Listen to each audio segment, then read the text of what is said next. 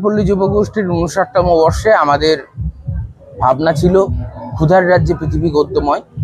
ইতিমধ্যেই আমরা দেখেছি যে মানুষের ঢল নেমেছে।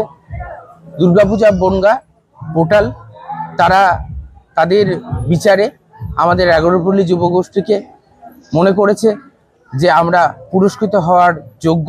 তার জন্য আমরা দুর্গাপুজো বনগাঁ পোর্টালকে ধন্যবাদ জ্ঞাপন করছি এবং আমরা বলছি যে সারা বছর ধরে, বেশ কয়েক বছর ধরে আমরা দেখছি যে বনগাঁর যে শিল্পীদের যে ভাবনা বা বনগাঁর ক্লাবগুলোর যে প্রয়াস, সেই প্রয়াসকে তারা তুলে ধরছে।